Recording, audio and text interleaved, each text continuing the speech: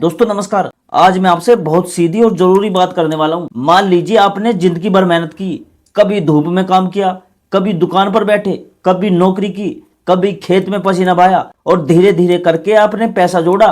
फिर आपने सोचा सबसे सुरक्षित जगह कहाँ है। आपने अपना पैसा एसबीआई बैंक में जमा कर दिया क्योंकि आपको लगा ये सरकारी बैंक है, देश का सबसे बड़ा बैंक है, यहाँ पैसा पूरी तरह सुरक्षित है। अब मैं आपसे एक सवाल पूछता हूँ, अगर आपके एसबीआई खाते में 5 लाख से ज्यादा पैसा है तो क्या आपको पता है कि नियम क्या कहते हैं? अगर बैंक के साथ कभी बड़ी समस्या हो जाए तो क्या आपका पैसा पूरी तरह सुरक्षित रहेगा या सिर्फ 5 लाख तक ही गारंटी मिलेगी? देखिए, घबराने की जरूरत नहीं है। मैं यहाँ पर कोई डर फैलाने नहीं आया हूँ, मैं आपको सच्चाई बताने आया हूँ ताकि आप समझदार बनो।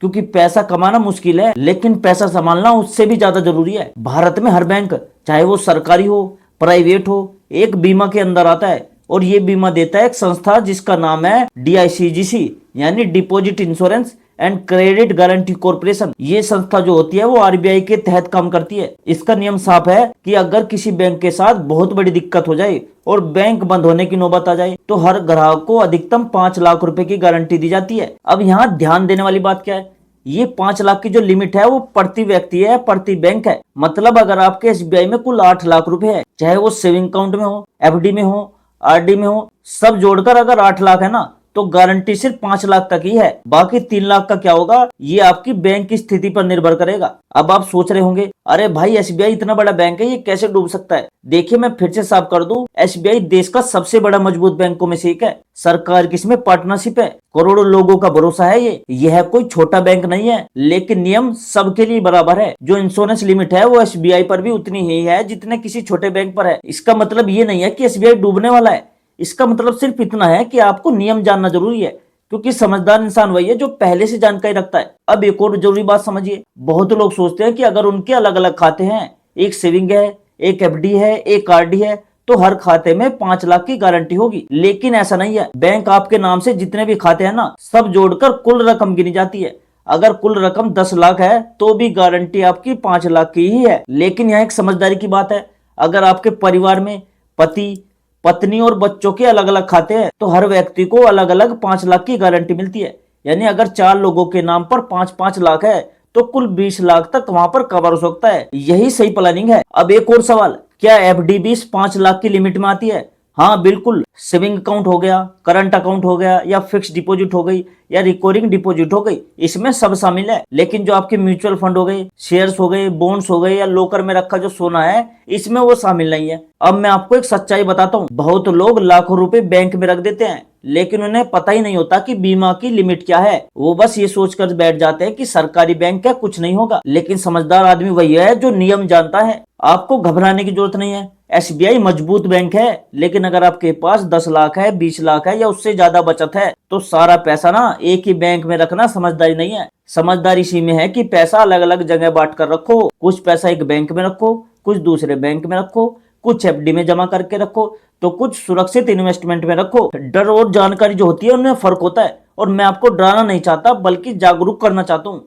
क्योंकि जब इंसान को सच्चाई पता होती है तो वो सही फैसले ले सकता है। अब मान लो आपके पास 15 लाख रुपए हैं, ठीक है। अगर आप पूरा पैसा एक ही बैंक में रख दोगे तो बीमा कवर सिर्फ 5 लाख का ही होगा। लेकिन अगर आप 5-5 लाख 3 अलग अलग बैंकों में रख दो तो हर बैंक में 5 लाख का आपको कवर मिलेगा। दोस्तों यही समझदारी होती है। अब कुछ लोग पूछते हैं, अगर बैंक पर रोक लग जाए और पैसा निकालने की लिमिट लग जाए तो क्या होगा? देखो, ऐसी स्थिति में जो DICGC है वो 5 लाख तक का भुगतान सुनिश्चित करता है, लेकिन इसमें टाइम लगता है। इसलिए ये जरूरी है कि आपके पास इमरजेंसी फंड अलग रखा हो। कम से कम 3 से या 6 महीने का खर्च अलग बैंक में या आसानी से निकाल सकने वाली जगह पर हो। यानी आपका पैसा ऐसी जगह रखा हो जहां पर आप जरूरत के समय उसे निकाल सको। एक और जरूरी बात यहाँ पर है, अपने खाते में नॉमिनी जरूर अपडेट रखो। अगर अचानक आपके साथ कुछ हो जाए तो परिवार को पैसा आसानी से मिल सके। बहुत लोग ये छोटी सी बात भूल जाते हैं और बाद में परिवार को परेशानी उठानी पड़ती है। दोस्तों मैं आपको साफ शब्दों में बता दूं कि अगर आपका एसबीआई में 5 लाख से ज्यादा पैसा है तो देखो, डरने की जरूरत नहीं है। एसबीआई मजबूत बैंक है लेकिन नियम जानना जरूरी है।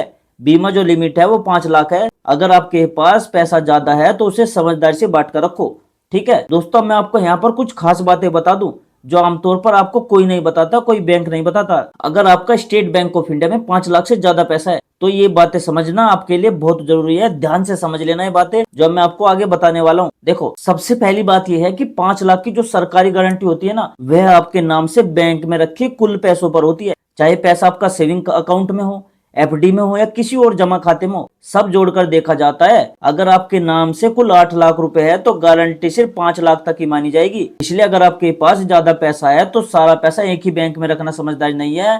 थोड़ा पैसा एक बैंक में रखो, थोड़ा दूसरे बैंक में रखना ज्यादा सुरक्षित रहता है। दूसरी बात यहाँ पर यह है कि बैंक की अलग अलग शाखा में खाता खोल लेने से भी फायदा नहीं होता। अगर बैंक एक ही है जैसे एसबीआई, चाहे खाता आपका मेरठ में हो या दिल्ली में हो, बैंक वही माना जाएगा और 5 लाख की लिमिट जोड़कर ही गिनी जाएगी। इसलिए शाखा बदलने से नहीं, बैंक बदलने से फर्क पड़ता है, इस बात का भी ध्यान रखना। तीसरी बात यहाँ पर यह है कि अगर आपके परिवार में पति पत्नी और बच्चे अलग अलग नाम से खाते रखते हैं तो हर व्यक्ति के नाम पर 5 लाख की अलग लिमिट होती है। इसका मतलब ये हुआ कि अगर घर के 4 लोगों के नाम पर अलग अलग 5 लाख रुपए हैं तो कुल 20 लाख तक की आपको अलग अलग सुरक्षा मिलेगी। इसलिए परिवार के नाम से खाते बांट कर रखना समझदारी है। चौथी बात, बहुत लोग नहीं जानते कि 5 लाख की लिमिट में मूल पैसा और उस पर जो मिला ब्याज है दोनों जोड़कर देखे जाते हैं। मान लीजिए आपने 4,80,000 की एफडी कराई और कुछ साल बाद वही बढ़कर 5,20,000 हो गई तो भी गारंटी सिर्फ 5 लाख तक ही मानी जाएगी। इसलिए एफडी की रकम बनाते समय ये जरूर ध्यान रखो कि जो कुल रकम लिमिट है वो बहुत ज्यादा ना हो जाए। अगर आपका कोई पुराना खाता पड़ा है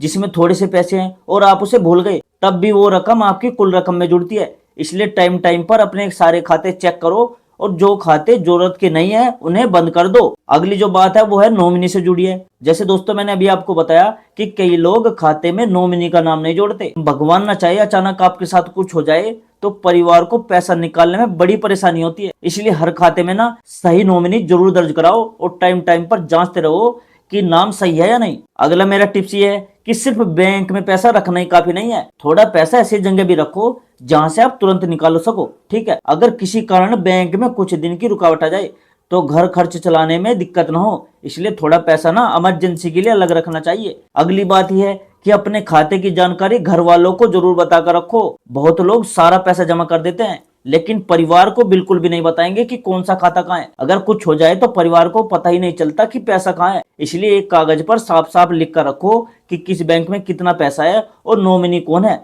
ठीक है, अगर आपके पास बहुत ज्यादा पैसा है तो सारा पैसा सिर्फ सेविंग खाते में मत रखिए, सेविंग अकाउंट में मत रखिए। थोड़ा पैसा सेफ इन्वेस्टमेंट पर रखो, थोड़ा जो पैसा है आपका वो बढ़ने वाले साधन में रखो और थोड़ा पैसा जरूरत के लिए अलग रखो। इससे आपका पैसा भी सेफ रहेगा और बढ़ेगा भी। पैसा भगवान नहीं है लेकिन पैसा बहुत जरूरी है। इसे कमाने में दोस्तों सालों लग जाते हैं, इसलिए इसे संभालना सीखिए। सिर्फ भरोसे मत बैठिए, जानकारी रखिए। तो दोस्तों आज की इस वीडियो का मकसद सिर्फ एक था कि आपको सच्चाई बताना ताकि आप जागरूक बनो। और दोस्तों अगर आपको ये जानकारी काम की लगी हो तो इसे अपने परिवार और दोस्तों के साथ शेयर जरूर कीजिए। हो सकता है उनके पास भी 5 लाख से ज्यादा पैसा बैंक में हो और उन्हें ये नियम ना पता हो। याद रखिए दोस्तों, समझदार इंसान वही है जो पहले से जानता है और जब जानकारी आपके पास है तो आपका पैसा ज्यादा सुरक्षित रहता है। और दोस्तों मैं मिलता हूँ आपसे अगली वीडियो में एक नई जानकारी, एक नए अपडेट के साथ। तब तक के लिए दोस्तों जय हिंद, जय भारत।